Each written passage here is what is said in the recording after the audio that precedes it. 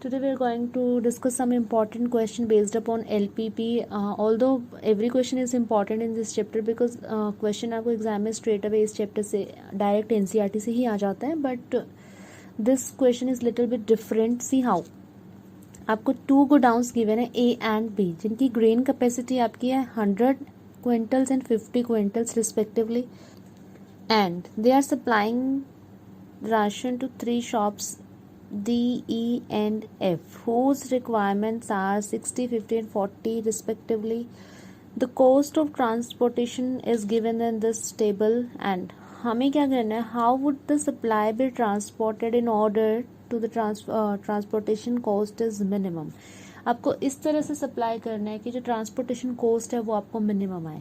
Alright, हमें जो 2 godown दिए हैं, लेट्स से ये आपका गोडाउन ए हो गया, let's say this is a godown B. All right, and you have 3 shops A, B and C, and godown A की कैपेसिटी है 100 क्विंटल्स और B की है 50 quintals, whereas shops A B C को आपका रिक्वायर्ड है 60, 50 एंड 40. ये आपका ए शॉप है, इसका 60 है, ये आपका बी शॉप है, इसका 50 है, देन सी का रिक्वायरमेंट 40 है.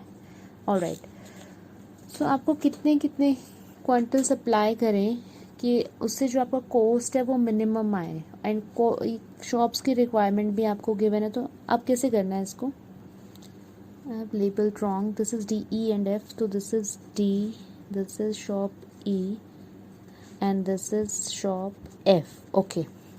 अगर मेरा गोडाउन A शॉप D को X क्विंटल सप्लाई करता है और शॉप B को Y क्विंटल सप्लाई करता है, तो D को E को तो F को कितना करेगा. हम 2 ही वेरिएबल अज्यूम कर सकते हैं, x and y. We are not moving to third variable. Alright, अगर वो एक्स इसको दे दिया, वाई क्विंटल्स इसको दे दिया, तो अब जो रिमेनिंग है वो इसको दे सकता है. रिमेनिंग है कितना उसके पास रिमेनिंग है 100 क्विंटल टोटल था, उसमें से एक्स इसको दिया, वाई इसको दिया, ई को. तो now he can supply remaining to shop F. So remaining part is 100 में से we can minus x and y. So this quintal he supplying to this. Alright, अब गोडाउन बी से कैसे देखेंगे कि गोडाउन बी कैसे सप्लाई करेगा. अच्छा, यहाँ पे ध्यान से देखना है, अगर डी को 60 क्विंटल्स रिक्वायर्ड है and he has taken X quintals from godown A, तो रिमेनिंग जितना रिक्वायर्ड है he can take from godown B. So उसको एक्स मिल चुका है, 60 रिक्वायर्ड था, तो now 60 minus X is left over, तो he will take from godown B. Similarly this part, आपका 50 रिक्वायर्ड था, Y you have taken from A godown, so now you will take 50 minus y from godown B. Similarly here 100 minus this part you have taken from godown A and 40 was required, तो 40 में से minus कर दो जो ए से आया, तो इसको आप माइनस करोगे and put in bracket so that कोई कन्फ्यूजन ना रहे. So this you will get from B godown. All right, now come to the cost table. हमें कॉस्ट को मिनिमम करना है, तो अभी हमें अपना ऑब्जेक्टिव फंक्शन नहीं मिला. We have to find objective function. अगर आप डी से ए पे आते हो तो the cost is what, the cost is ₹7 per quintal.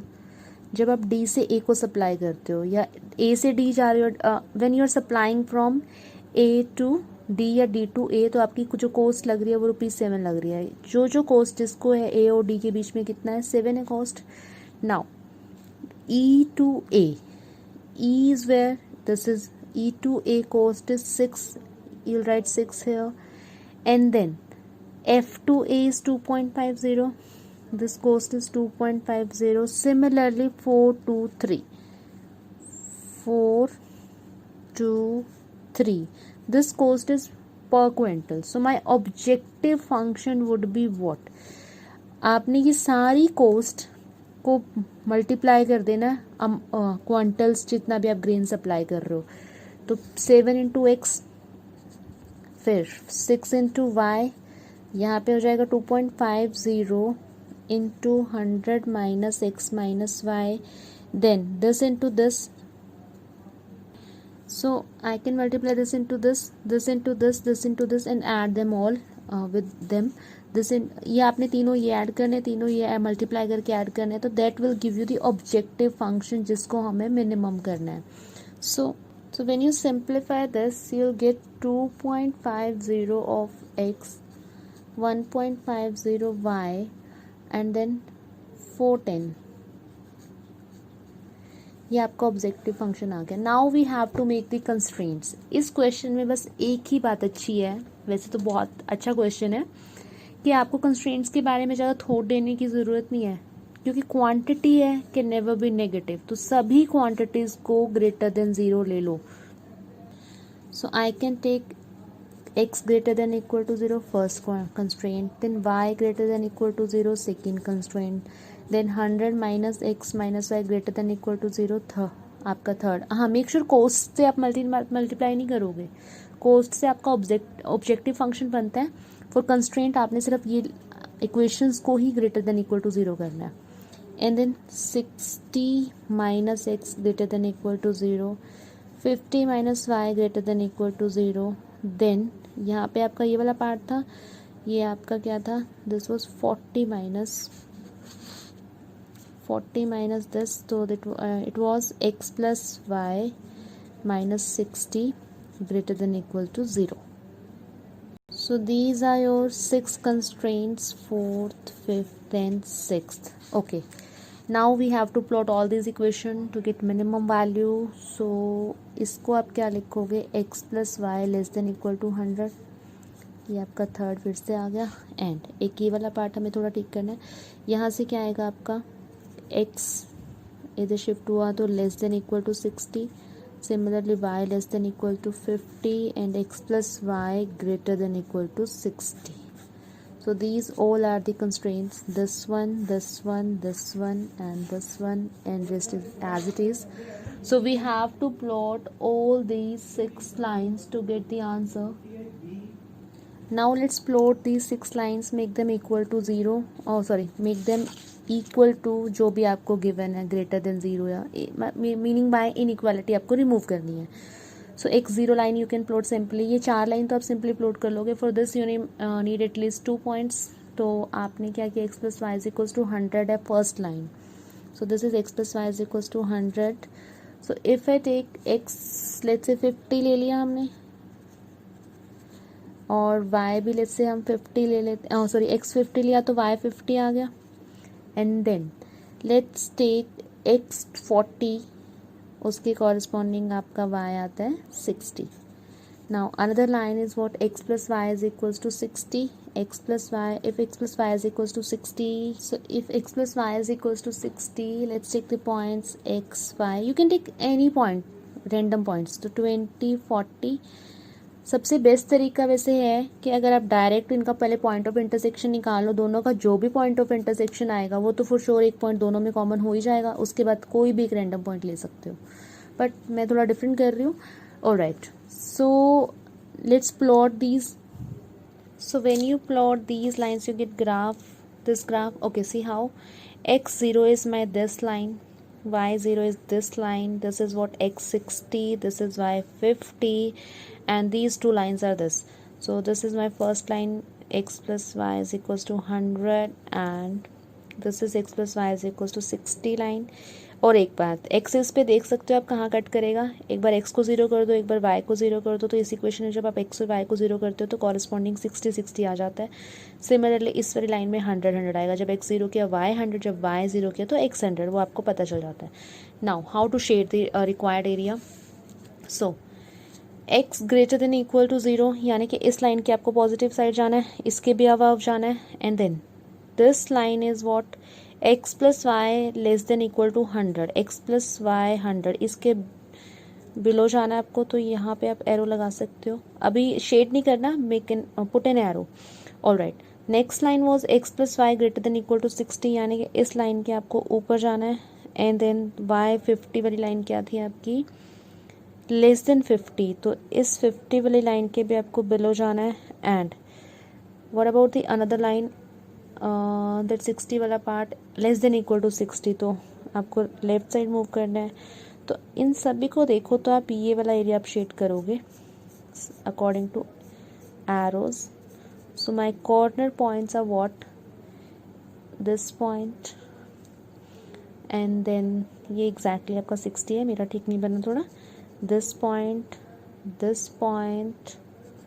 and this point. Okay, these are the 4 corner points we are getting from this graph. So let's label these points. Okay, अब कई बार labelling आप graph से कर रहे हो तो ठीक कर रहे हो, अगर नहीं पता चल रहा कि what is exactly value of this point, तो आप देखो ये किस किस लाइन का इंटरसेक्शन है. इस लाइन का इंटरसेक्शन है और इस लाइन का इंटरसेक्शन है. और ये वाली लाइन थी क्या हमारी, it was x plus y is equals to 60.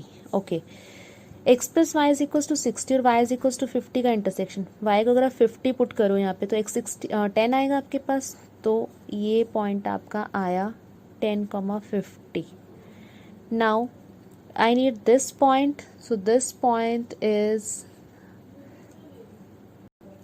50, it is already given that, or this point is 60, 0, and another point this one is what, इस लाइन पे आपका x तो फॉर श्योर 60 है, उसकी कॉरेस्पॉन्डिंग y देखोगे तो 40 आ रहा है. अदरवाइज नहीं पता चल रहा ये कौन सी लाइन है, ये वाली और ये वाली है. तो अगर आप x को 60 पुट कर रहे हो तो y 40 आ रहा है, तो 60 corresponding 40. Now label these points. Let's say this is a, this is B, this is C, this is D. Now we are almost done. So we have to find the minimum value.